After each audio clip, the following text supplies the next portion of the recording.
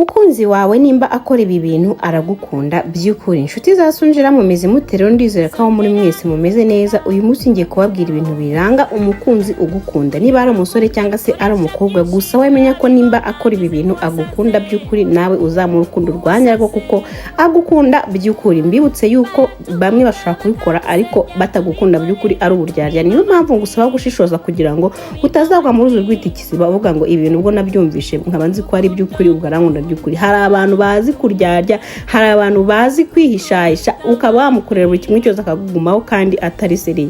Rero twagereka nkubwira ibintu bigaragaza umuntu ugukunda by'ukuri. Ikintu cya mbere, agutega amatwi. Ni ukuvuga ngo nta kumva gusa, agutega amatwi kandi akibuka ibyo wamubwiye. Ni ukuvuga ngo niba hari ukuntu ujya uganira n'umuntu ukamubwira ibintu ejo akaba atakibyibuka, uyu mukunzi wawe rero yagukunda by'ukuri aba akibyibuka kandi agutega amatwi, akabyumva neza, akabyitaho, agapayinga attention ndetse akabishyira mu bwonko bwe ko ibyo bintu ugeze kubimubwira. Icya kabiri, agushyira ku mwanya wa mbere. Niyo yaba ahuze abona umwanya wo kukwitaho, araguhamagara, akakwandikira. N'igihe cyose ari busy aragerageza ibi bintu akabyitaho. Hari ukuntu usanga umuntu afite umukunzi ugasanga ngo mara ndi busy, ngo afite akazi kenshi. Mu by'ukuri nta muntu nubwo yabakora kwa perezida, aho yabakora hose azashaka umwanya maze akuvugisha. Ikindi cya gatatu, arakubaha, yubaha ibitekerezo byawe, ibyemezo byawe n'imbibi zawe. Ni ukuvuga ngo niba umubwiye igitekerezo aracyubaha, niba akubwiye ikintu ukamubwira ati iki kintu singishaka, arabyubaha. Hari abantu njye mbona nkajya kumva ngo shiri wanjye ngo yaranyanze kuko ngo nanze ko turyamana, nuko atagukundaga. Umusore ugukunda by'ukuri ntago yakwanga ngo wanze ko muryamana, arabyubaha akavuga ati niba yaransabye gutegereza, let me wait, agategereza uzabyemera. Rero umusore ugukunda by'ukuri umva arakubaha. Ikindi cya kane, akubwiza ukuri.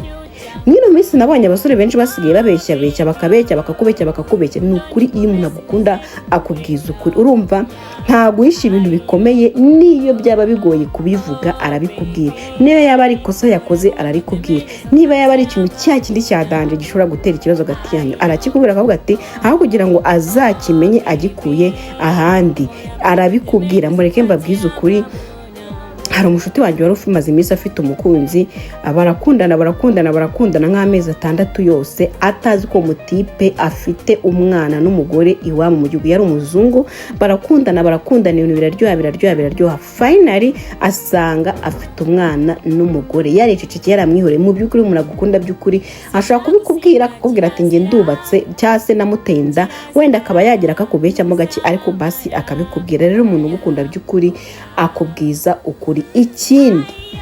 Ikindi cya gatanu, akwemera uko uri, ntagerageza kuguhindura, agukunda n'intege nke zawe. Bya bindi mujya kuvuga ngo urabona ngo ngiye gushiri wanjye ngo nindamuka mbyibushye ngo ntabwo azankunda, ngo nindamuka ngo ntambaye imyenda ngo niyakunda ngo naga. Oya, umusore yagukunda by'ukuri, ibyo wakambara byose, uko waba ungana kose, uko waba usa kose, agukundira ukuri. Ntabwo azagukunda ngo uko wagiye kwibagisha kugira ngo uzane ikibuno, ntabwo azagukunda ngo uko wagiye kwibagisha kugira ngo wicongeshe izuru. Mu by'ukuri umusore yagukunda by'ukuri araguma akagukunda, icyaba icyo ari cyo cyose agukunda, akwemera ukuri. Icya gatandatu, akwitaho no mu bihe bikomeye. Iyo ufite ibibazo aragumuriza kandi akagushyigikira. Ni ukuvuga ngo niba ufite umukunzi akaba atajya gushyigikira mu bibazo byawe, akaba atajya kuba hafi mu bihe bikomeye, umenye ko ntacyo ufite, wirukanka ngo wishakire undi mukunzi. Ni ukuvuga ngo iyo ibihe byawe bikomeye bwo niwe umubona cyane. Iyo ufite ibibazo aritanga, nibwo umubona cyane, arahangayika, akakwitaho, akaguhangayikira, agashaka uburyo ibibazo byawe byakemuka, akakuba hafi. Ikindi, ibikorwa byiwe biba ari ibikorwa, ntabwo aba ari amagambo. Urukundo rwe rugaragarira mu bikorwa, si amagambo gusa. Niba akubwiye ngo ndagukunda, arabikwereka ko agukunda.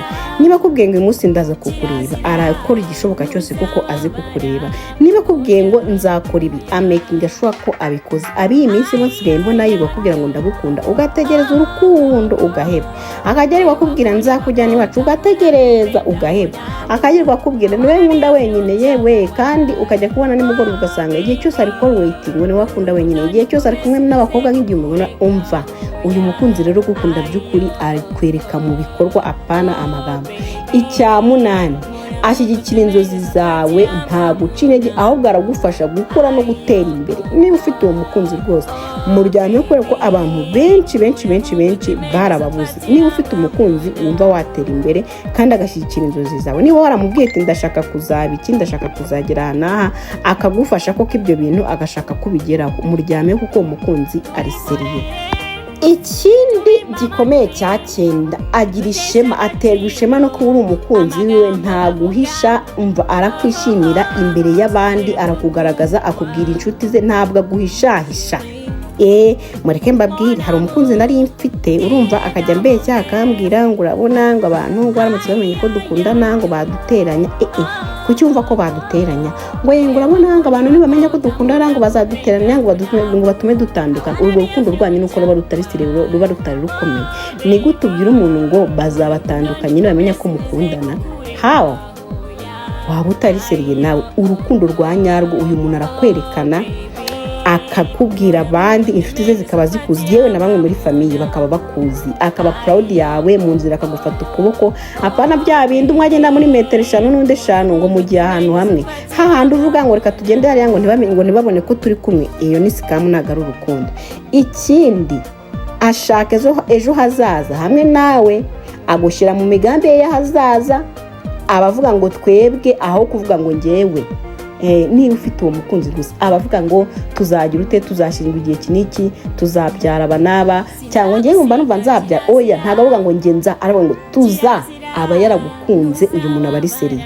Icyo nakongera rero cy'ingenzi, wibuke ko urukundo rwa nyago rugaragarirwa mu myitwarire ihoraho, si mu bihe bimwe gusa. Niba ufite umukunzi ukabona uyu munsi aba ari umwana mwiza, ejo akaba yahindutse, ibyo ngibyo ni ibintu bitari byiza. Rero niba ushaka kuguma umeze neza, ufite gahunda mu rukundo, jya umakinga sure urebe ngo ese uyu muntu ibi bintu anyereka ahora binyereka, cyangwa hari umuntu ushobora kuza agakora ibi bintu byose ariko ari ukubera ikintu wamwimye. Wenda waranze ko muryamana, akaza agaca bugufi, akarira, akaba umwana mwiza, ariko nyine ari cyo akeneye ko mwiryamanira gusa ubuzima bukikomereza.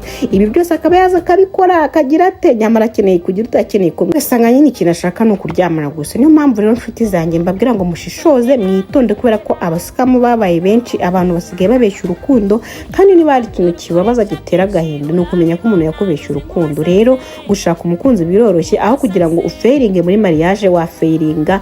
Umva, failed relationship is better than failed marriage. Rero kugira ngo ufailinge muri mariage, yagufailinga muri kiri mu rukundo, ukishakira undi mukunzi, ubuzima bugakomeza.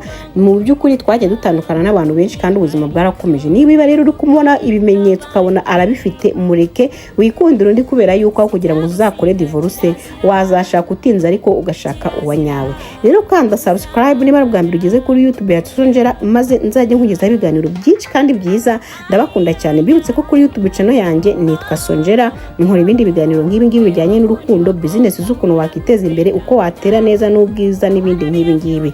Murakoze cyane guys, bye bye.